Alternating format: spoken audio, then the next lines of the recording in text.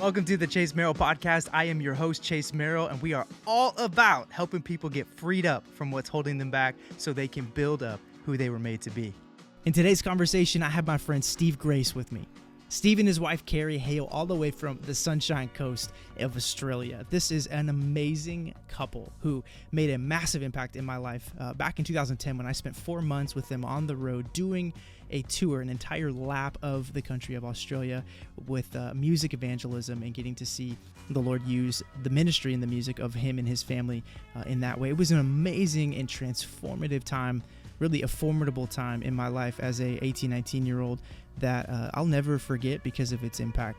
Steve has over 22 albums that he has put out, and beyond that, 40 plus years of music ministry and evangelism, preaching and sharing the gospel message with people all over the world, but more specifically, the entire country of Australia, from rural towns to stadiums full of people. This has been a man through and through who's been transformed by the power of the gospel and the message of Jesus Christ, and is the real deal. He's authentic. He's not the kind of like look at me and what I'm all about and what I can do. He's so humble, man. He's so genuine, and the conversation we get to have today is one that I know is going to be super encouraging to your heart and challenging to you as you consider where you are in your life and the journey of being freed up from the things holding you back to being built up into who you were made to be. Enjoy this conversation with Steve today. If you want to help us continue to make an impact with this podcast week in and week out, consider joining our new Patreon community. For as little as a cup of coffee a month, you can be a part of helping us get the message and mission of the podcast out to more people more effectively. This is a way that we can come together as a community, and you'll get access to behind-the-scenes stuff, additional resources and content, and so much more for just as little as $5 a month. You can head over to chasemerrell.com and click Patreon to jump in and get started. Now let's jump into today's conversation. All right, here we go. I have my friend Steve Grace with me today on the podcast. Steve, man, welcome to the Chase Merrell podcast. How you doing, man? G'day, Chase Merrell. It's been quite a long time since we've been able to talk with each other, but I got great memories of adventures that we've had probably 13 years ago when it all started. Yeah. This American kid turned up, still trying to work out who he was and what he wanted to do with life, but he turned up on a tour bus with us as we were traveling around Australia, and the rest is history. So great to be with you. Yeah, man. Thank you for taking the time. I know time zones and all of that. I are a part of all of this, and the time that you're making to be here in a late evening, for you over there in so I mean, Queensland. I'm trying to remember my Australia map right now. Queensland. Okay, it's the state of Queensland. Because I mean, there's a lot of people that if they've got most Americans' context of Australia is, for the most part, it's like Sydney and it's like the outback. Unless they've been there or they have some connection. But it's obviously much more extensive than that and much more. But so will you do me a favor? Where are you at right now, and kind of maybe even just give people a snapshot, who you are in a snapshot, that if they have no context of Steve Grace, just to kind of get a little bit introduced to you. What can you give them a window into that? Yeah, sure. First of all, g'day to everyone who is listening and watching Chase's podcast. Appreciate your interest in the journey. As Chase has contacted a whole bunch of people from many different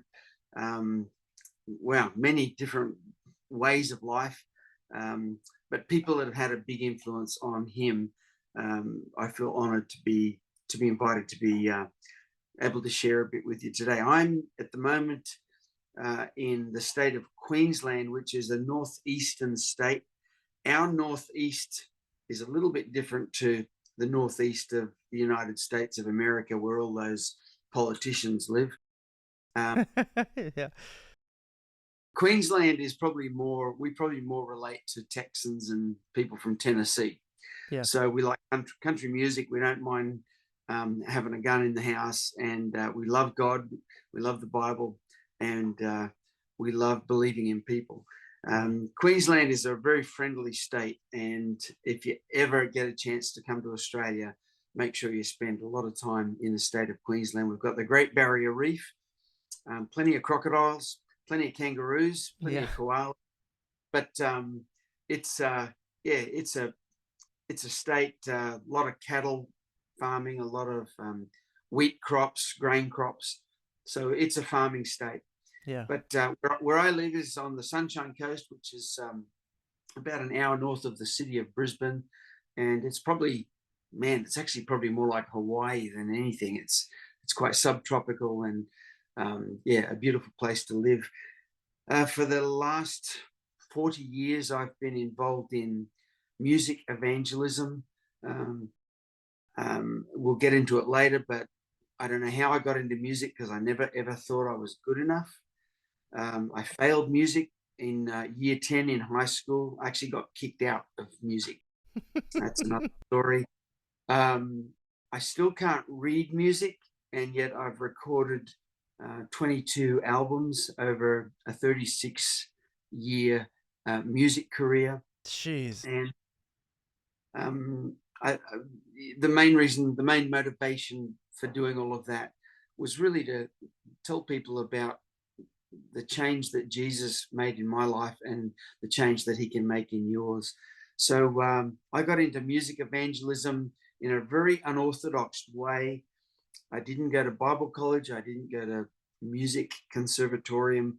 I basically, the only things I'm qualified for is I've got a tractor trailer license, and I've got an automotive spray painting license. I don't know what you call that in America, but I paint cars and trucks. Yeah. And that's my old trade. I started singing in the pubs when I was about 17 years old. The main reason was because the local pastor in my church would only let me sing once every 6 months in our local church. And I thought, I want to sing to people every Friday night. And the only place around town that you could do that was in the local pub. And the local Aussie pub, sadly, in many ways, has replaced the church in Australia. It's the place where people love to gather together for fellowship, and where they just want to sit around having a beer and sharing what life has been like for the last week. And it makes me a bit sad. I remember as a young man thinking, wow, why is everyone going to the pub, and why are people not going to church? And I thought, I'm going to go to the pub. I want to find out what it's about. So you can't sing praise and worship songs in Australian pubs. You've got to write songs that relate to the people. And so I found myself writing songs that really connected with people. And a lot of times that's asking the right questions. And it's not always telling people the answer, if that makes sense. Yeah, absolutely. Sometimes, I look at the way that Jesus, the way he prepared the ground when he connected with people, even people that he was about to do a miracle in their lives, he always prepared the ground. And I saw my music as a way of preparing the ground for the gospel. And so I started writing songs that were, almost like when you go fishing and you throw out a little bit of bait into the water just to get the fish excited before you catch them. Yeah. And that's how I saw my music and my songwriting. So from an early age, this is back way before you were born, Chase. This is back in 1978. I started singing in pubs, and very quickly realized that people were hungry for truth. They were hungry for a knowledge of God and a relationship with God. They just didn't know how to get to him. They didn't know about Jesus. And unfortunately, religion has done a really bad job at representing the heart of God and the character of Jesus. But I really wanted to use my music to do that. So I hope that sets a bit of a scene. I started recording albums and traveling throughout Australia. I had a real heart for people in country towns, rural areas, farming areas, and also the indigenous peoples, the Aboriginal peoples of Australia. I grew up in Papua New Guinea, so I had a real love for indigenous people groups, and that's where my music has taken me over the years. Yeah.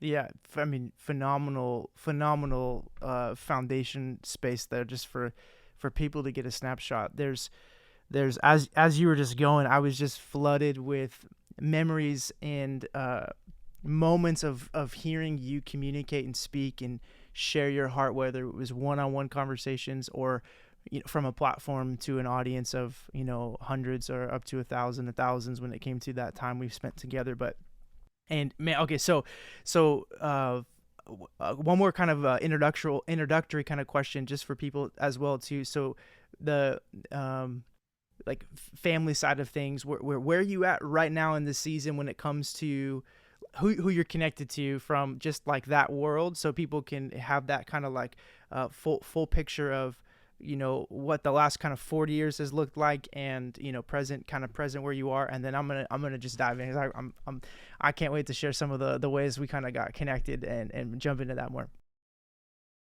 So I'm married to a beautiful lady called Kerrie Grace. We've been married for 42 years. And That's Hey, can we pause there? That's amazing. yeah, it is. It really is. 40 plus years, are you kidding me?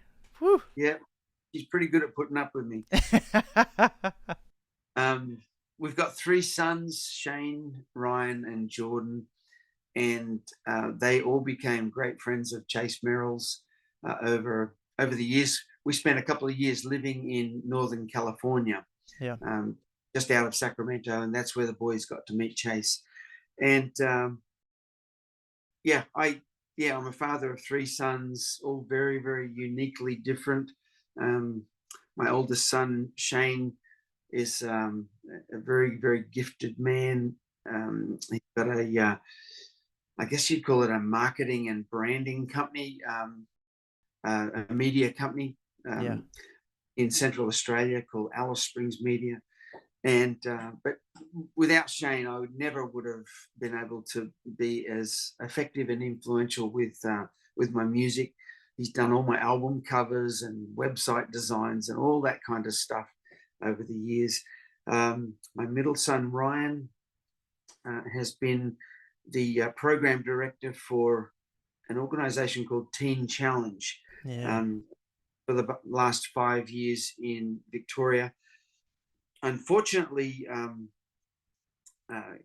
when COVID came along, he and his wife Kathleen were expecting their first baby. They'd already lost one baby during a pregnancy, and the government demanded that they be vaccinated for the COVID vaccine, and Ryan and Kathleen really had no peace at all about doing that. So they end up losing their jobs for that. Wow. So Ryan is now a professional counsel. He lives just 45 minutes down the road from Wow. us. And so I get to hang out with my little grandson, Matthew, on every second week, which is beautiful. Our youngest son, Jordan, and his wife, Paige, and their son, Jameson, who's 3 years old, they live in Franklin, Tennessee, just out of Nashville. And Jordan has pursued a professional songwriting career and is doing really well with that. On Sundays, he's the worship pastor at a little Baptist church just out of Franklin. Yeah. And on Wednesday nights, he leads worship and Bible study. But otherwise, the rest of the week, he's writing songs for secular artists Yeah. and writing great songs. And I'm really proud of him. He's doing great with it. Yeah. And he's actually a contestant on The Voice, which starts, I think, this week in Yeah. America. Let's go. I just saw that post a couple days ago on his Instagram. That's so awesome. Oh man. So you'll probably see Kerrie and me on The Voice because they interviewed us and Cool.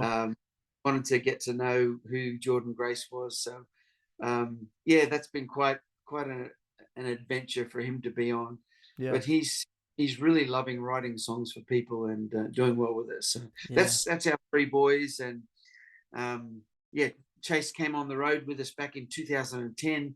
The three boys were all involved in the band in one way or the other, and so they got to spend countless hours together traveling around, experiencing Australia.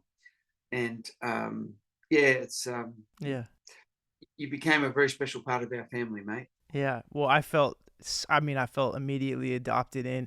And so I've actually had a podcast episode with Jordan on this 52 project about, I don't know, 20 episodes ago.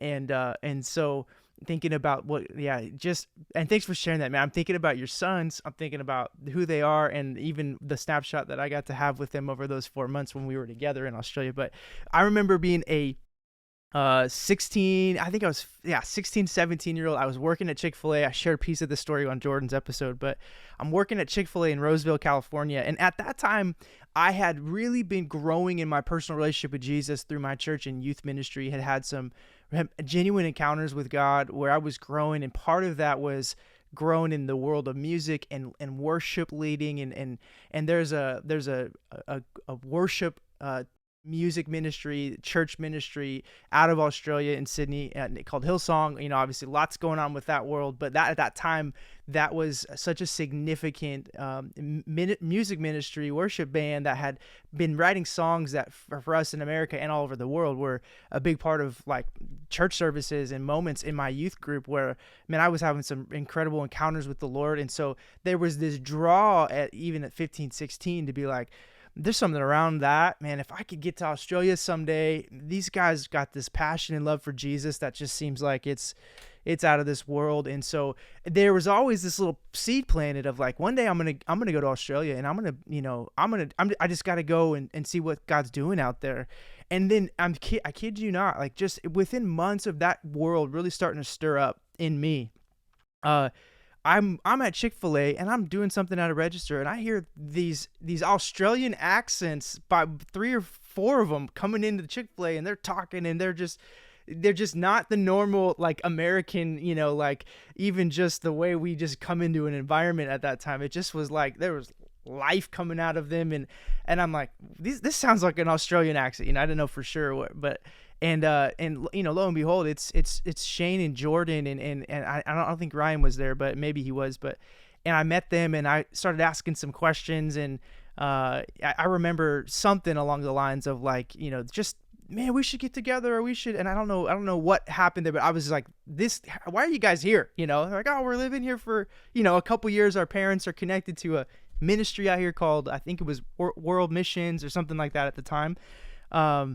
And so that's where it started. And then when I started writing music in this season of my life where I just graduated high school, I'd been starting to get more into that world of singing and songwriting and trying to figure out who I was in that space, really insecure about it. I mean, really on the towing the line between, man, am I really going to try to do this and let people hear this or sing in front of people or not? I'd been leading worship before, but it was different. Writing music, it felt more vulnerable. It felt more like I was exposing myself to the world in a different kind of way.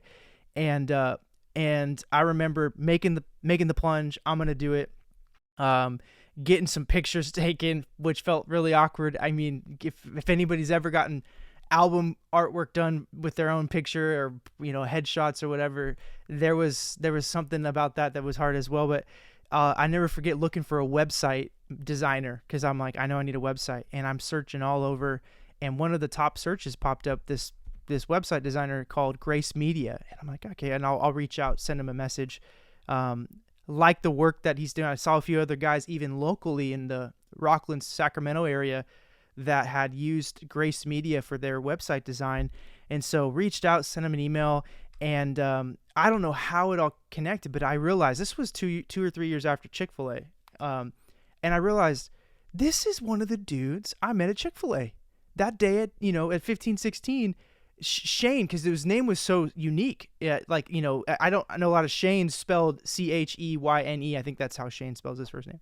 Yeah, that's right. It just stood out, and I'm like, that's got to be the guy. And so then I began to inquire, and it all started to come together and connect. And I'm like, this is that group of, and through Shane making my website for me and kind of working with me on some marketing, to your point of how you are part of where you are because of the giftings and the skill sets that the Lord's given Shane, and he's worked extremely hard to develop as well.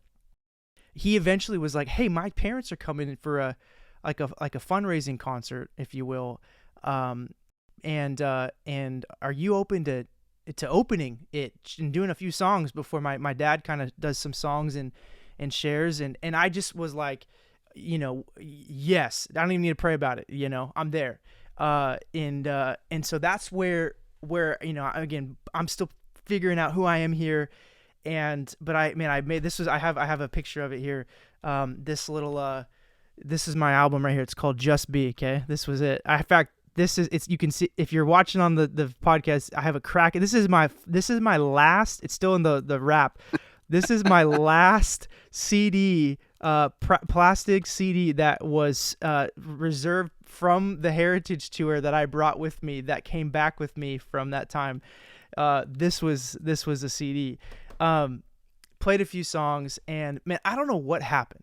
And this would not even be you probably don't even remember, because for me it was extremely significant. But from the end of that time of the benefit concert, you did, your music shared your heart, and you were talking about the Heritage Tour, which was about to be this 4-month tour, evangelistic music tour in Australia, doing an entire lap of Australia, and going into all of these cities and towns, rural and beyond, to share the new music from the album, which really not so much new music as much as the Heritage, which actually I have it right here.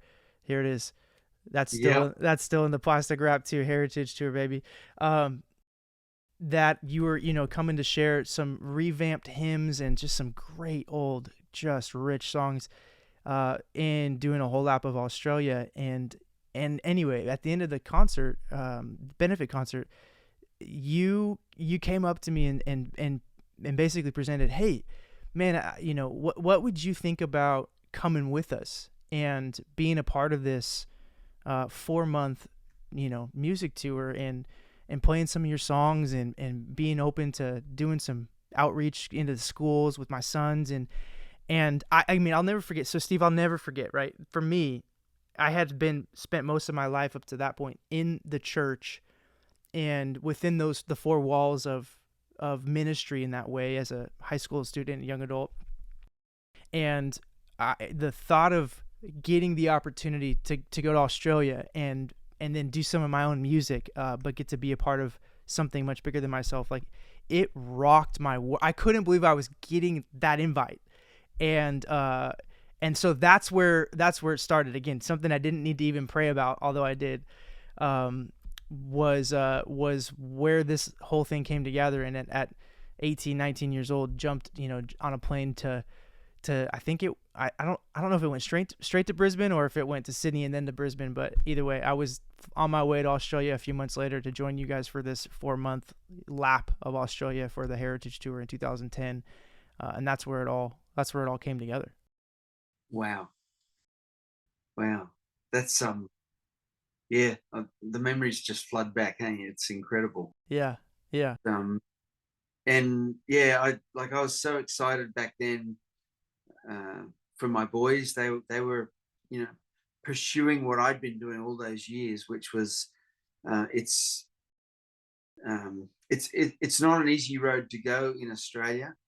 Doing full-time music ministry. I was, they probably say I'm one of the pioneers of it down under. Yeah. And for the boys to be saying, Dad, we love what you're doing. We love the way that you're connecting with people. We want to do it with our music.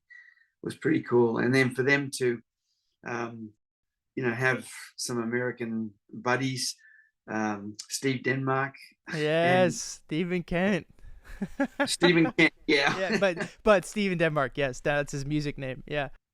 Music name now, yeah. I look back and I'm very, very, I suppose just the right kind of pride in, it's just like, wow, we kicked a few good goals on that trip, and it was, by the end of it, we were all exhausted. I remember physically myself, I was just spent. Yeah. But what people need to know is, I said before, we did 79 concerts. They were Steve Grace Heritage concerts. But you guys every town we went into, you went and did schools, Yeah. sometimes 2 schools in a day, Yeah. leading up to the concert.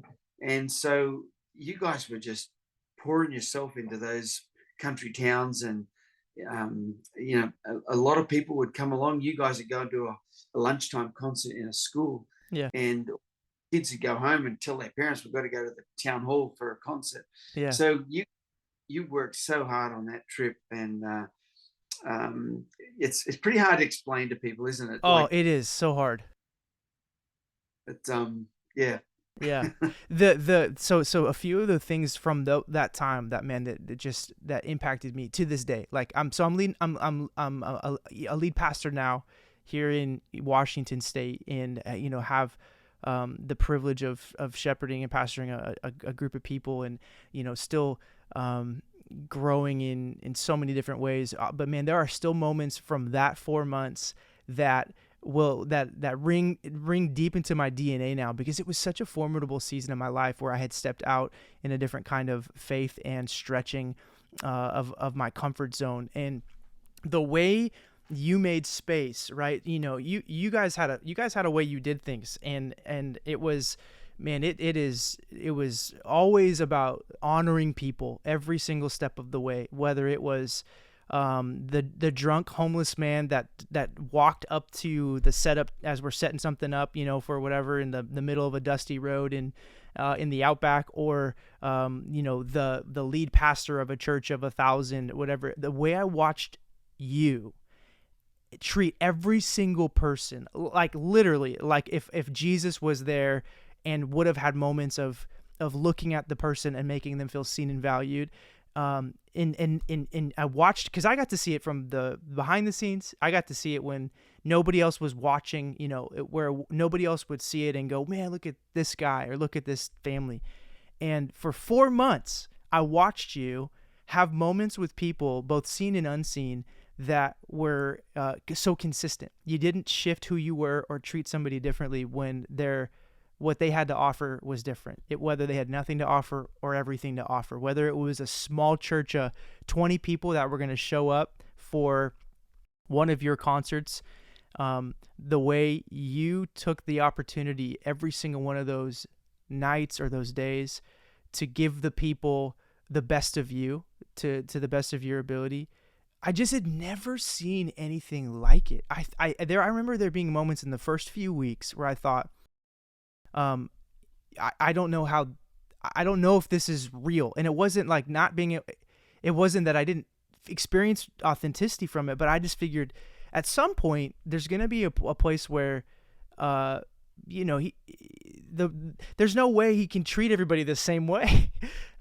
And man, Steve, I'll never forget walking out of that trip, going back home to the States and going like, no, I mean, there is a way with Jesus to see everybody that you come across with the same value and honor of dignity of who they are. That blew my mind, man. It is, and it's ingrained in my soul to this day. There are still moments for me where I have encounters with people where I think about how you would embrace, again, I'm thinking about some drunk guys that came up to concerts and were coming up to you at the end, man, and were overwhelmed with emotion, because they were wrestling with their own internal struggles, but God was moving in something because of your music and the way you would embrace them and talk to them and make space and time. It marked me. It marked me in a significant way, and that's something that I also think, you alluded to the rural towns, in some of those places and spaces that really captured your heart through the years. Yeah. What I could see and recognize was, again, and you've had the opportunities. I mean, you've been a part of leading worship and singing your songs and music for audiences of thousands. Billy Graham, Franklin Graham stuff and beyond, coming to the States, big churches. And so it wasn't a matter of opportunity or invitation, but you intentionally sought out those small and rural places to make a priority to visit and to minister to. And it was and still is pretty special. Again, it's not something you only did once. It's something you've done numerous times over your years of ministry and music. And and I mean, I just respect the heck out of it. To I, I don't I don't think it's as common anymore, maybe, and I don't even think it was as common even in the middle of your heyday, for people to go, you know what, I could pursue more, or whatever more is. I could get a bigger audience. I could say no to this invitation because it's maybe not enough people for my time, or the honorarium or whatever else may not even cover our expenses to get there. Uh, None of those things stopped you guys from putting some of these small little churches or communities on the map for our itinerary for the Heritage Tour. Uh, Yeah. Tell me about that, man. Like, why, and what has that really meant to you when it has come to you over the years of your ministry, seeing those people in a way that is no different than the room full of thousands, or big platforms. There's a couple of verses in, I'm pretty sure it's Proverbs 11:24 and 25. It says, "There is one who scatters, yet increases more. And there is one who withholds more than is right. But this leads to poverty. He who refreshes others will himself be refreshed." And I love that word scatters. He who scatters increases more. It's a biblical principle Yeah. that Chase, when you and I give of ourselves, when we scatter what we've known, what we've experienced in the goodness of God, when we scatter that with people, it increases more.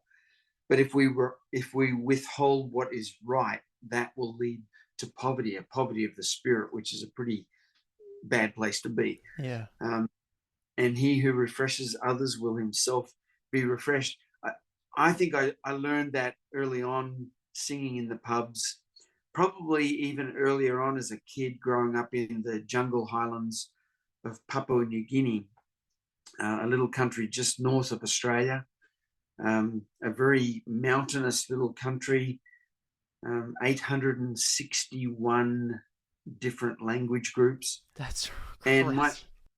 my mum and dad were missionaries back in the 1960s in Papua New Guinea. So I grew up as a little missionary kid basically in villages in the jungle highlands of New Guinea. And my dad was a Bible translator with an organization called Wycliffe Bible Translators. But he was also a carpenter. He was also a builder, and was involved in building the mission station, which is still today a town called Ukarumpa in the jungle highlands of New Guinea. Wow. And it became the largest mission station in the world. And at its prime, it would have had over 1,200 Australian, South African, American, Canadian, New Zealand, English, Dutch missionaries, all working together to translate these very complicated languages of the Bible. And so I grew up in that environment, and I can always remember as a little kid when somebody special came to visit, and the effort that they would have to make to come to our little jungle highlands mission station. They would have to fly from whatever country they were coming from to Port Moresby, which is the capital of New Guinea.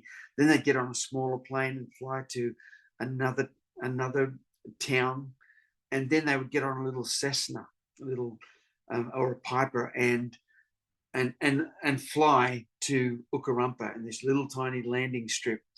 And so it was a lot of effort. And I can always remember as a kid when somebody came, how special it made us feel that these people went to all that effort to come and encourage us. And so I kind of grew up with that. I Yeah. don't know if that makes sense. Oh yeah. Uh, that wherever you go, if you can make people feel as important as God sees them, wherever they're at, whether they're in a big city or whether they're in a little country town, if you can make them feel important and encourage them and exhort them it really becomes a prophetic thing where you're allowing the Holy Spirit to speak prophetically into people's lives, because you're only there for a short moment, but you have this moment to speak life and speak hope and speak vision into somebody's life. And I've always loved using my music to be able to do that. Yeah. And I appreciate you sharing that piece. I think that um, for today's day, especially in the Americanized culture that that I'm in, but that has also impacted a lot of the world. That's really lost in a lot of ways, and so much of it's just because of this constant um, allure, or I think even demand that's not actually a genuine demand. It's just a perceived demand to have a larger audience, whether it's a social media audience, whether it's a practical physical audience. There's always this like, how many likes, how many views, how many listens, how many streams, how many, and all of that's, again, there's definitely metrics of impact and success there. But I think what can get lost for a lot of people, a lot of Christians, is that just the significance of in the kingdom of God, it doesn't always look the same way. Like that one that Jesus would pause his ministry for, or pause his travels and have a moment that was unplanned with the one person to make them feel and see how significant they were, to be seen by him, loved by him, cared for by him. It gets lost a lot because it doesn't appear to be as impactful maybe to what's potentially out there. I just watched you do that time and time again and thought to myself, this is actually how it's supposed to go. And I don't ever want to lose that. I don't ever want to lose what I'm watching Steve and Kerrie demonstrate day in and day out with the people that we got the privilege to get to serve and to get to meet and do ministry with. And I mean, that really has carried into who I am to this day. I mean, on a really, really deep level, it was significant. And I think, another piece to that was the way that I watched when it came to so there's two sides of this. There's the faith side. I also hadn't necessarily seen yet in my young 18, 19 years of life, that came with, well, it actually started with for me the belief of God providing the finances for me to even come out and to be a part of the trip with you guys. Yeah. Which he provided for pretty miraculously. I mean, in insane ways. Like the way he showed up was so, I knew the Lord was all over it because of the ways that he helped make that happen so quickly for me. But then I got there, right? And you guys were so gracious. I got to learn so much from you and Kerrie as you allowed us into the process of like, okay, here's where we're at, man, and here's what we're praying for. And okay, we're praying for the Lord to either help us fix this vehicle or provide us a new vehicle, or whatever, some of these fuel costs or whatever else. And that was the other thing I watched, was you guys really had to live this day by day by faith. And I knew it wasn't brand new to you. I knew you'd been doing it for a while, but to have 40 plus years of kind of walking in this world of music evangelism and stepping out in some pretty significant faith like you have, I got a front row seat of what a real life of faith looks like in that 4 months with you guys on that tour. And will you just share a piece of your heart there in that way? Maybe just some of your journeying and how you guys have seen the Lord show up in ways maybe that you never expected, or just that journey of faith for you over the years. Like how I know that's a lot. I'm sure you could spend hours talking about that. But for people listening, that, man, they really don't even have a relationship with faith, not so much with like God, but like the concept of really living in a space of without, because they're trusting the Lord to provide. What is that like? What has that been like? And what would you say in that space to people to encourage or challenge them based on, man, some of the things that you guys have walked out and walked through in your journey of faith? And you probably got to see the good, the bad, and the ugly. Yeah, totally. that 4-month intensive tour that you were on with us. But in a nutshell, um, if for anyone listening, every challenge that comes along in your life, the little motto, if you want to call it, that I've always had is this: expect mistakes and expect miracles. It's good. You go into every day of your life, and if you are expecting that some things are going to fall apart, some things are not going to work out the way you had planned them or intended them to, but at the same time, you're living in this spirit of expecting that there is a God and that he loves me and he will intervene miraculously at any time. And so you're expecting the wheels to fall off, but you're also expecting that God's going to turn up and provide some new wheels. Yeah. And That's good. That's and a that great way. and that happened on that trip. A few days into the tour, our Kerrie's and our 4x4, it literally disintegrated the engine. It was like a $10,000 repair job, and it was going to take months to repair. And we did the concert that night, knowing that our car was on the side of the road completely with literally a blown motor. And one of the wives of one of the local farmers came up at the end of the night and said, "We've just bought a brand new Nissan Patrol 4x4. I don't really need it yet because I've still got my old car. Why don't you borrow that until you can sort out your problem?" So the next day, we've got a concert the next night, and we had to get moving. Literally, we hooked up this borrowed car the next morning, and the tour did not miss a beat. Yeah. And then miraculously, a couple of weeks later, we ended up with a beautiful new vehicle to complete the rest of the tour. That was just a couple of days into a 16,000 mile tour. So yeah, expect mistakes and expect miracles. If you can live with that kind of attitude, it really does set you up for success, because you know that people are going to let you down. You know that even at times you're going to let yourself down. And that's probably one of the big ones, is when we fail as Christians to fully comprehend the grace of God that we live under. I know I've really struggled with this at different seasons in my life, is that feeling of unworthiness. It's like, no, I've done too much bad stuff for God to ever forgive me, ever want me. I'm never going to step foot inside a church again because I'm just not good enough for those people. And that's the lie of the enemy. Yeah. And even if you're listening here to Chase and my conversation, you are worthy. And no matter what the enemy has done to try and tell you that you're never going to be good enough, that you've done too much bad stuff, it's not true. Yeah. The truth is that Jesus loves you. He adores you. He will never, ever change his mind about what he thinks about you. And I love that about the gospel, because I got to tell you, I've made plenty of big mistakes in my life, even as a Christian man, Yeah. even as a husband, even as a father. I've let my family down.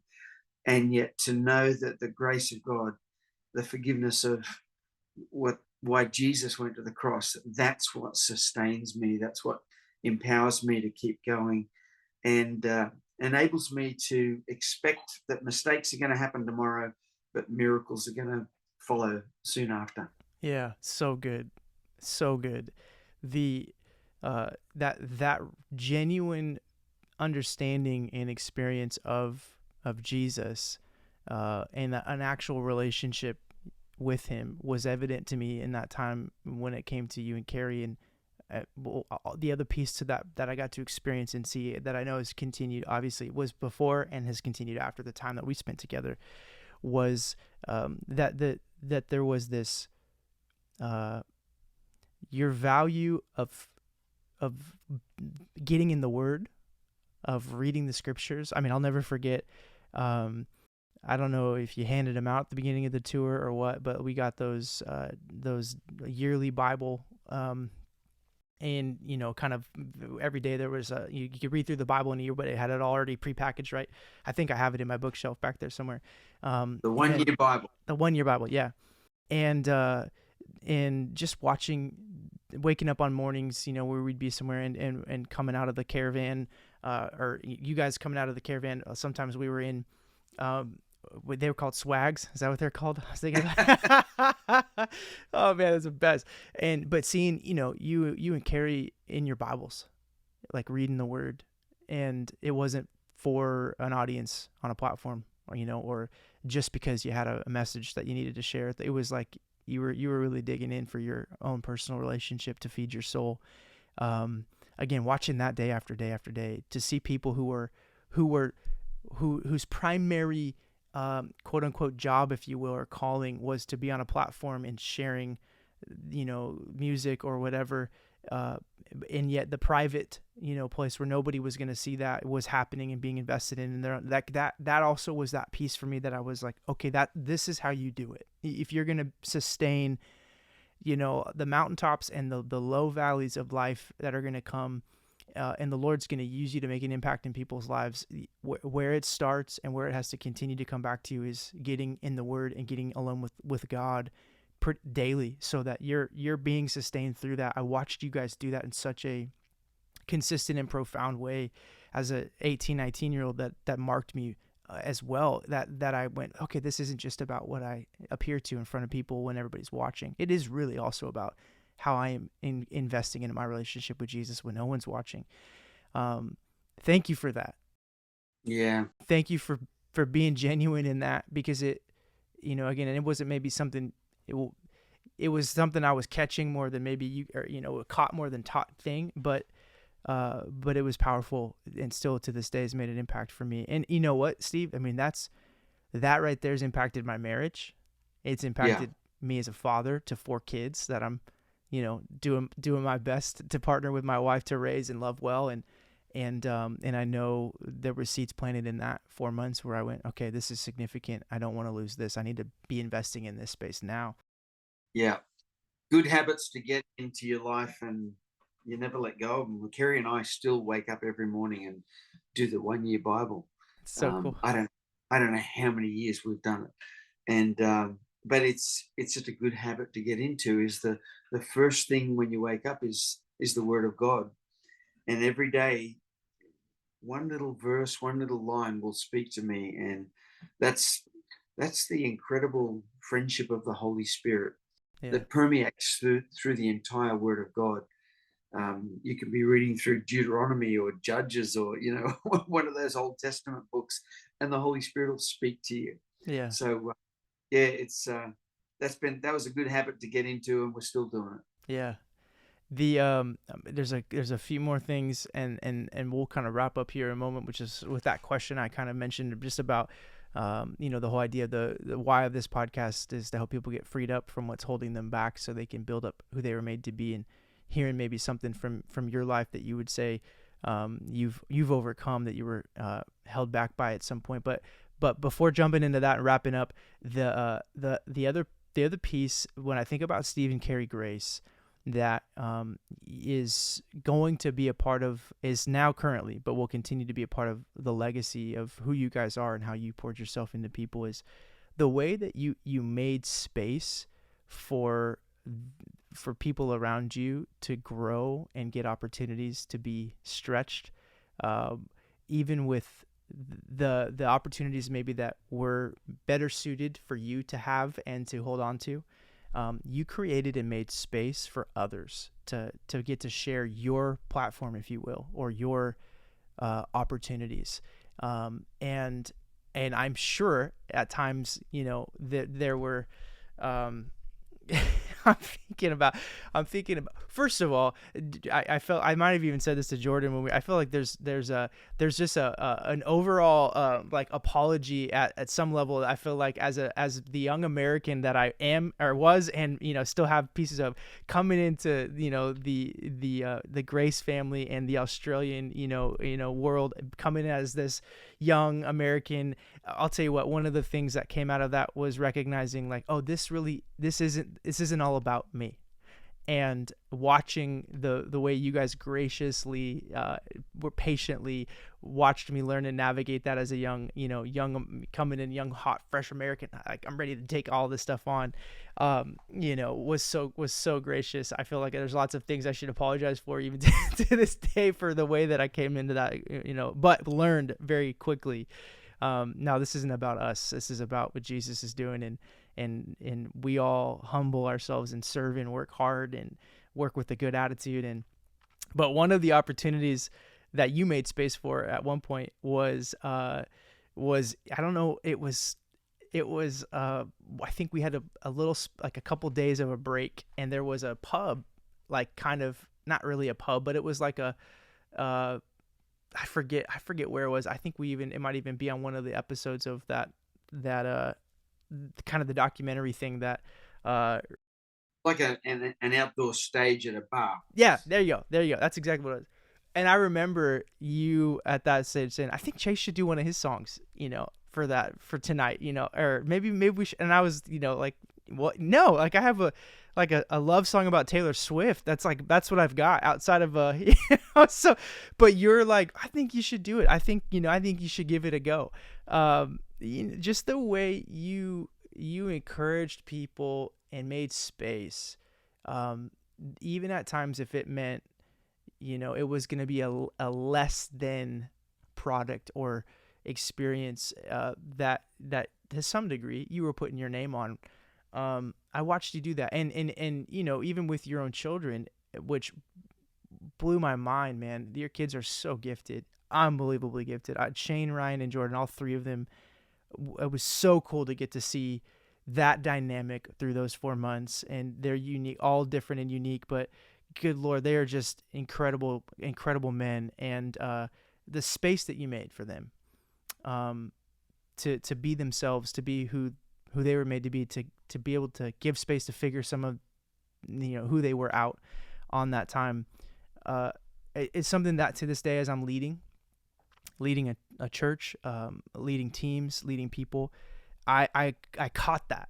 And even when maybe it's my quote unquote responsibility or opportunity, I'm always looking for ways to share the platform, or to, give away my opportunity to somebody else at times who may be less experienced or whatever, because I recognize at the end of the day, this isn't about me growing me and my name or my impact or influence. It's about how I can even use what God's given me and steward it to help others and lift others up. That was caught, man. You never talked about that explicitly, but I watched it. And that, I mean, I could also attribute that to, I think, in a large part, so much of the impact that I've been able to have since then in people's lives in ministry and leadership now, because it was big, man. It was big at 18, 19 to see that and go, again, this is how you do it. And so thank you for that, because I think that there are people around me now who, whether they realize it or not, are recipients of that kind of principle that I got to see on display through you guys, really, in that 4 months when we were together. That was big. That was a really big deal. Very cool. It's the words that come to my mind just from the story that you're sharing is release, don't restrict.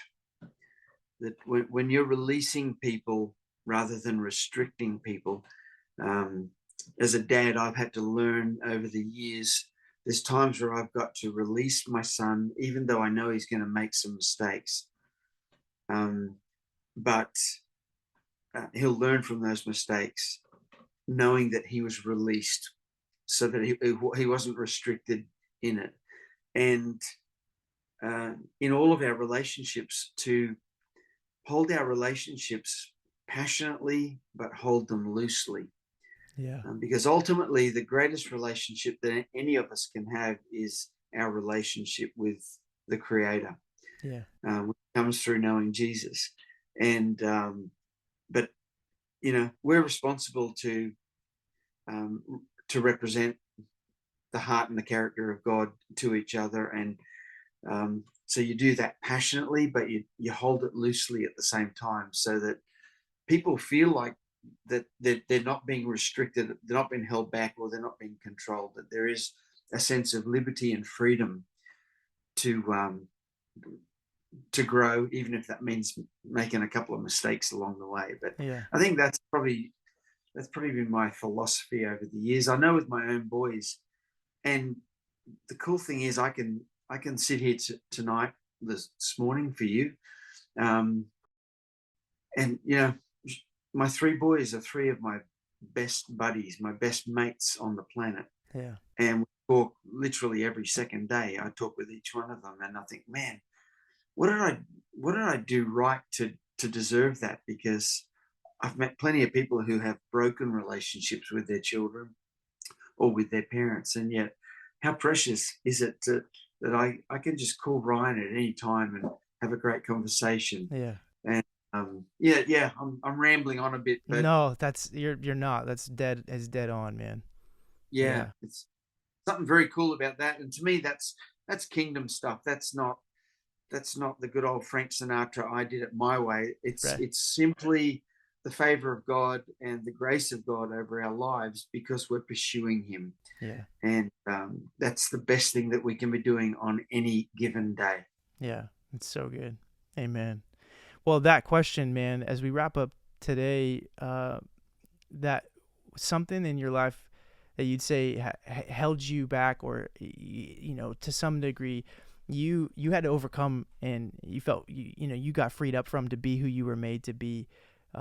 What's something you would say to that, and maybe to even encourage people that might have a similar similar resonance with something that you've personally walked through, just as people are listening. Already you've shared a lot that I know people are going to resonate with and be extremely impacted by. But is there anything that stands out when you think about, man, you're freed up to kind of build up story?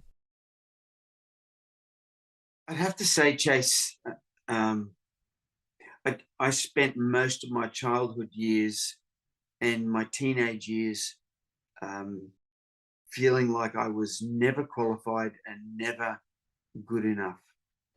And um, as a 9-year-old kid in Papua New Guinea, um, my mum and dad sat us down one night, my brother and sister and I, and said, "There's something." Mum was having these strange seizures, and they sat us down and said, "We think we need to go back to Australia." Well, I had no idea where Australia was because I lived my entire life in Papua New Guinea, but that was the beginning of a pretty tough journey for not only myself but for my whole family. We didn't know it, but my mum had a brain tumor. This is back in 1969, and so we travelled back to this country called Australia and had to resettle in a big city just south of Sydney, and for the next 7 years, wonder what was wrong with mum. And these seizures over the years just got worse and worse, um, and uh, and yet that drew me really close to my mum. And I'll never forget some words that she said once to me when I was really questioning God and questioning life. And as a young teenager, I'd given my life to Jesus, which I did at the kitchen table with my mum when I was about 13 years old. Um, she looked at me one night and she said, "Steve, don't ever allow the things that you don't understand to rob you of what you do understand. And if you know the Lord and you know that He loves you, if your identity is in Christ, then that's all you've got to hang on to. So don't ever allow the other things that you don't understand to rob you of that." And it's like, wow, Mum, thanks, thanks for that. That's Yeah. gold. Um, Wow. and I've never forgotten it. My mum. after 7 years, they finally discovered that, the brain scan machines had been invented, and they finally found that she'd been living with this horrible brain tumor for years, and they had to operate on her, and we had to say goodbye to her at the hospital. I probably would have been 17 years old, and had spent my entire teenage years basically nursing a, um, you know, somebody who was disabled in a sense, and yet we didn't know what was wrong with her. Anyway, miraculously, she went to the hospital, and she led everyone in the cancer ward to the Lord before her operation, including some of the nurses. Mm. And yeah, she survived the operation, and the Lord gave her 10 more years Wow. of, she recovered well enough that it was still mum. She couldn't read and write as well. She couldn't speak as well, but she still had all her faculties. And so that it was really precious to have 10 Yeah. more years with her. But all that to say is a lot of the faith and a lot of the, I guess, the grace and the grit that has come from my journey has really come from the experiences that I went through as a young man, watching my mother in a very difficult, physical condition. Yeah. And yet she had such a joy and such a peace and such a faith that I remember thinking, Lord, if I can have just a little bit of what she's got, I can run this race. Yeah. And so when she passed away in 1989, it was 4 days before I was about to go on a national tour of Australia with as the support artist for Michael W. Smith and Amy Grant. Let's go. And so I buried my mum and then went on the road touring these huge big entertainment and performing arts centers around Australia with two great Americans. But anyway, that's I'm probably getting a bit off track. I'm just wanting to encourage everyone. Sometimes you're not going to feel like you're good enough, and yet there's people in your life that totally believe in you. My mum really believed in me and really encouraged me. And you've got people like that in your life, and don't ever allow the enemy to rob you of the things you don't understand. And a part of that is like, man, I'm just not good enough for this, Yeah. so I won't do it. Don't ever say that to yourself. Pick yourself up and get out there and have a go. Yeah. Amen. So good, man. Thank you for your wisdom. Thanks for sharing part of your story, testimony, and journey of life. And you and Kerrie were in that season. You mentioned the 4 months together. Although we haven't seen each other maybe once since that time, 13 years ago. Because of how much time we spent in that 4 months together, we probably spent what in a lot of my relationships around me are the equivalent of, being with each other through, right? You think about even extended family at times, sometimes maybe you see 3, 4, 5 times a year. My parents are, they live in Arizona now, and we probably see them 4 or 5 times a year, maybe at this point. And over those days we're together, you stack that up for 4 months, and that's kind of what we got. It was a really good perspective the way you worded it. But man, It's you guys, cool quality time. yeah, for sure. And man, I'll just never forget the way the two of you and the way you opened up your lives to me so quickly without any, I didn't deserve that, right? But you did it, and it to this day is impacting me, and subsequently the people I'm getting the opportunity to be in life with, my children, my marriage. You guys got to be a part of the listening to me talk about this girl named Holly, and the long Skype session hours that I would spend at times. I'd be paying for those those data sticks to put in my laptop so I can Skype Holly, and you guys were probably thinking like, this kid, man, just, but in fact, this is the last thing I want to say, because we got to wrap this up for sure. But like, so the CD that my first little EP, right, made that, and Shane was such a huge part of helping me get that all put together. And you guys had said, hey, here's kind of a ballpark amount of money we'd encourage you to try to find to raise to kind of help cover the costs for you to be out here with us and things like that. And which I understand now too, was probably significantly under what I actually ended up costing the tour when it came to my expenses, outside of those things. But in addition to that, got the opportunity to sell some of these CDs at those, concerts, with opening up for you guys and Jordan and Trent. And that selling those CDs was what allowed me to pay for a wedding ring that my wife still wears, obviously, to this day. Almost 11 years of being married, it was by selling these CDs at Heritage Tour concerts that I was able to save and buy a wedding ring. And then at the end of the concert, end of the tour, I'll never forget this. The way that you and Kerrie, there was a moment you guys basically handed me some money, and I remember thinking to myself, what in the world? I know I cost this family and this tour much more than I paid for, and they've already sacrificed a lot. What are they doing, giving me more than what I've already cost? And I remember weeping on the airplane when I began to really just take all of that in and coming home, thinking about what I was walking away with. And to the very last moment of me leaving your guys' family and home, you guys were giving and sacrificing and investing in me. And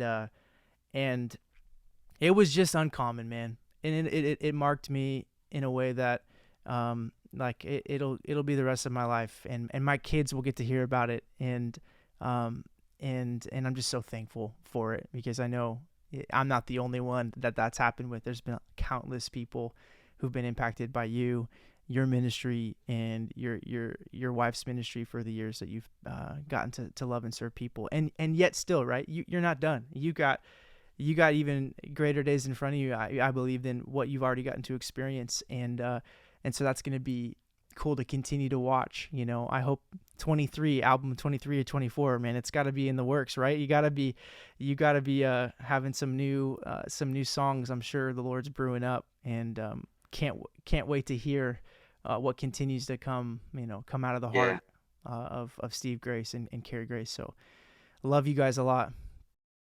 Love you too. And I remember many a nights Kerrie and I would think, man, on that tour all those years ago, thinking, man, this young man's got a real addiction problem, and the addiction is a young lady called Holly. Yeah. Yep, for sure. Well, I'm glad all of that time spent on Skype didn't go to waste. It sure did. What a great investment. All those little prepaid cards that you had to go. Yeah, I'm saying she could have probably had a much bigger diamond on that ring if I didn't have to spend so much money on Skype data credits as we were there.